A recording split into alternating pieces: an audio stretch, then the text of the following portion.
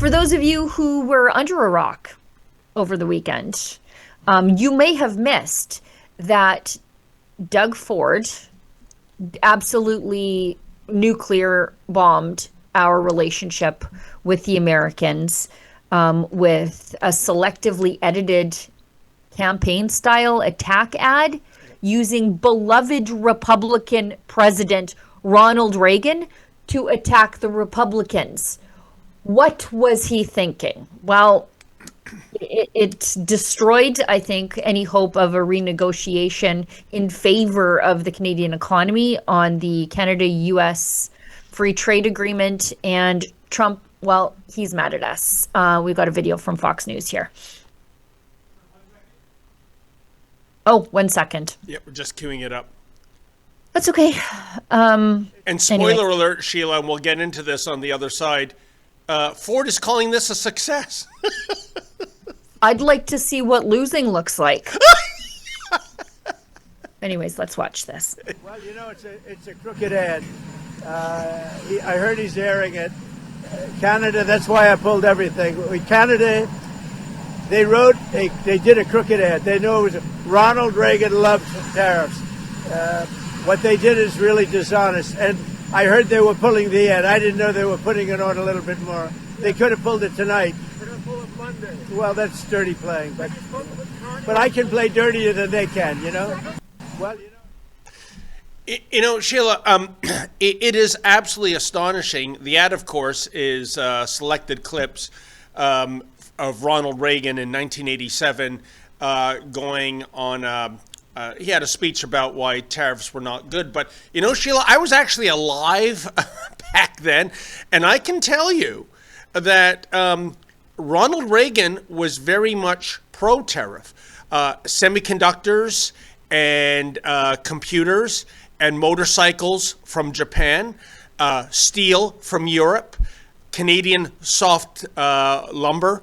All of this was tariffed under Ronald Reagan. So, first of all, the message falls flat, given that what Ronald Reagan was saying in an existential way about tariffs did not match the reality. And to get back to what we said before the Trump clip, Doug Ford saying this was one of the most successful ads ever because he has heard back from people in India, Portugal, Scotland. They saw the ad. It has had 1 billion impressions. Yeah, but you know what else it has in terms of a tangible effect? Another 10% tariff on Canadian goods. So, and also he has soured the waters. Trump says he's in no rush whatsoever to speak with Mr. Elbows Up. So, like you said, Sheila, if this is winning, I'd hate to see losing. Yeah, I would hate to see what losing looks like.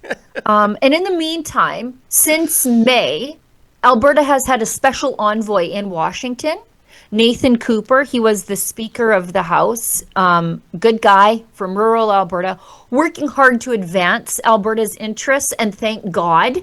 But this sort of just cuts him off at the knees while we try to, I guess, for lack of a better term, and we'll talk about it later, separate ourselves from the madness that's going on in Ontario. It's like, I don't know what Doug Ford is trying to do. Everything he touches turns to crap. And yet, oh, by the way, I just want to point out reactions from across the country. The Eastern conservative, fancy conservative types, the UK conservative types, they're very mad at Trump. But what I do know about Trump is he doesn't take kindly to being insulted. Yep. And so perhaps you shouldn't have run an ad trying to insult him when everybody else is trying to advance a deal. So Premier Doug Ford, this is from Colin DeMello. Premier Doug Ford is bragging about the Ronald Reagan commercial, which derailed trade negotiations with Canada. It was the most successful ad in the history of North America. Oh, boy. Ford added that the ad has had more than 1 billion views worldwide. You know what? Most of those are hate clicks. Most of those are like, they want to see the stupidity that Doug Ford pulled, and says he was getting calls from people in India and Portugal, in Italy and Scotland, over in the UK. Yeah, but the only phone call that counts is one from President Trump, and we ain't getting it for a while. Sheila, I think the line of the year, even though the year has 2 months and a week to go, might have been from Mark Petroni this morning on Saga 960, where he speculated, is Doug Ford dealing again? And is he imbibing in the supply? Because these are the rantings of a maniac, or at least somebody that is inebriated with something. I mean, once upon a time as a freelancer, I used to have a bi-weekly column in Marketing Magazine, Sheila, and I can tell you it's Marketing 101. If you have an ad campaign, it's all about the call to action. Well, the call to action here ended up in an additional penalty against Canada. So, for the love of God, can anyone explain to me what basis Doug Ford is calling this the most successful ad in North American history? What is the benchmark for that? Where's the success? Yeah, the more tariffs, I guess, and an end to trade negotiations right now. Brad Wall, I mentioned him off the top of the show. Brad Wall, former Saskatchewan premier, long-standing conservative premier. He rescued that province from the clutches of the NDP. Remains intensely popular in the conservative movement. He was Canada's most popular premier for a very long time. Quit at the top of the game. Handed the province over to Scott Moe. Brad Wall has a very specifically Western conservative take on this. Because as I said, the Eastern conservative types, the fancy CBC conservative types, they're like, how dare Trump? Well, Trump is unpredictable, but I think we all could have figured out how he would have reacted to that ad. You had to be an idiot, and I guess Doug Ford is one, to have published that ad. But here we are. Brad Wall says, his being Doug Ford's, asinine threat to shut off power to the U.S., the Crown Royal poor, and now this. Premier Ford should understand that while these stunts might be good politics with the elbows up crowd in Ontario, they are worse than reckless in terms of our economy. Yes. Oh, and you know what? Forget about conservative, Sheila. A thought just popped into my mind. One of the most embarrassing photo ops, I think, in the history of this entire province in Ontario was Doug Ford pouring the Crown Royal down the drain because of the Amherstburg plant, the bottling plant near Windsor, closing. What if those who were once called conspiracy theorists turned out to be right? What if? What if? Imagine a world. A new study by Korean doctors claimed that COVID vaccines raise the risk of 6 cancers. Just 6, including lung, breast, and prostate. Researchers analyzed health records from more than 8.4 million adults between 2021 and 2023, and their findings were published in Biomarker Research, a respected scientific journal.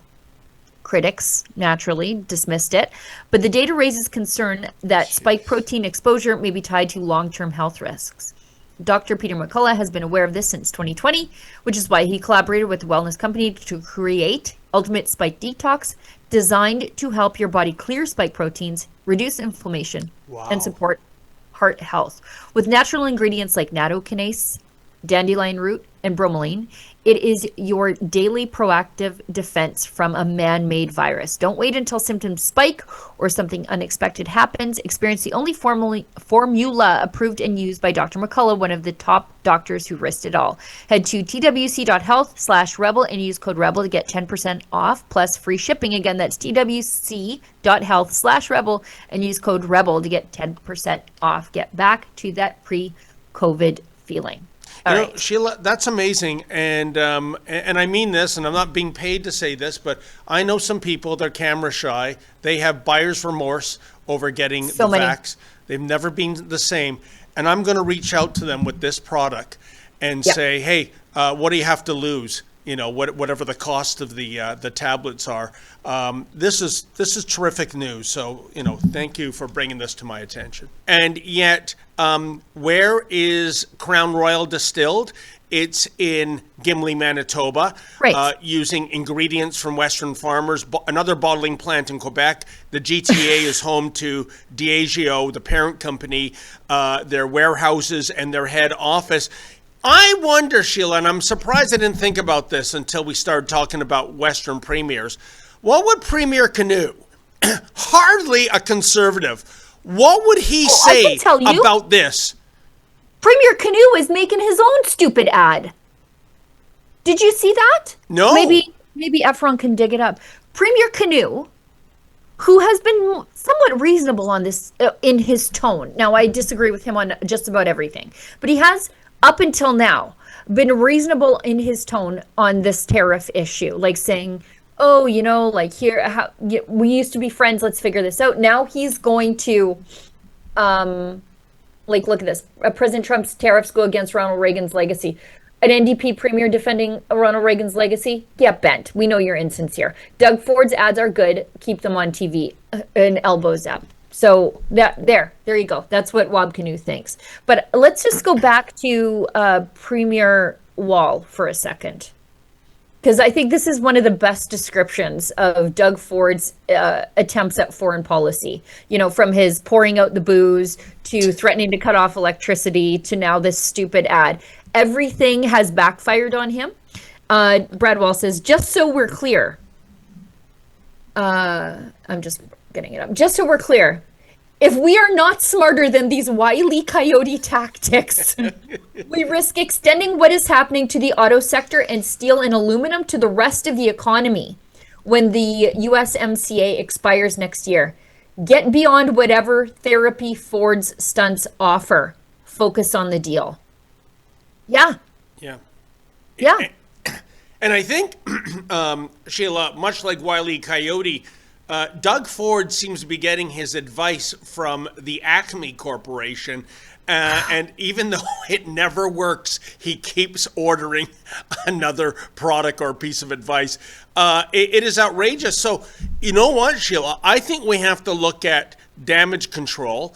I think we have to look at moving forward. And we talked about this on the Friday panel because Trump referenced it, although he might have had some of the numbers off. But we've got to bend the knee and talk about a third rail issue that no political party at the federal level in Canada, except for the People's Party of Canada, will discuss, and that is supply management. This is a real burr under President, I almost said President Ford, God forbid, President Trump's saddle. And because I don't know where we go. There is so much damage control, and there's so little that we have in terms of clout, Sheila. The Canadian economy, 70% of it is doing business with the U.S. The American economy, 12% of it is doing business with Canada. So we don't have a card to play by being tough cop. We got to be nice cop. And I'm sorry, as far as I'm concerned, Sheila, supply management is a domestic tariff on Canadians. Of course it is. Yes. That's why they call us the Red Plague at the Bellingham, Washington Costco. Exactly. It's because people cross the border to get their dairy products and get a whole different assortment of dairy products because you get these boutique products in because you don't have to worry about the quota system. Just one more thing on the most successful ad campaign ever. We've got... what is this? This is from... Okay, first let's go, Efron, to the Melissa Rogers post on X. Ontario Finance Minister confirms that this ad did not happen in a bubble. Sounds like it had the full endorsement of Mark Carney before it went out the door. So this is from the Ontario Finance Minister. It's just a 22-second clip, but let's watch it. Ads fall under your ministry. With that government ad that has led to headlines around the world, did you keep the federal government in the loop before going ahead with that ad? Oh, sure. There's lots of conversations between the Prime Minister and Premier Ford. They have a great relationship. As you heard last Thursday, the Premier reiterate that Premier Ford has 100% confidence in Prime Minister Carney. We're in this together. We're in this together. But Sheila, the waters have been a little muddied. I know Ford has said Carney was aware of the ad and reviewed it. And then on the other side, I hear, Well, it wasn't the prime. It was Carney's people, not necessarily the prime minister. You know what? I think Ford on this one is telling the truth. I think Carney did give it his approval and is now suffering from buyer's remorse. And Carney being Carney, he's got to throw somebody under the bus. Yeah. Well, losers, dance with the one that brought you. I've got like this. You know, you guys are best of friends. You're all in this together, as they say. Great. Then take responsibility and also take the consequences of this. Unfortunately, the rest of the country has to take the consequences of Doug Ford appointing himself the foreign affairs minister. We've got something else from Colin DeMello, who, while he's generally a gatekeeper of what happens down at Queen's Park, he's done some good work on this.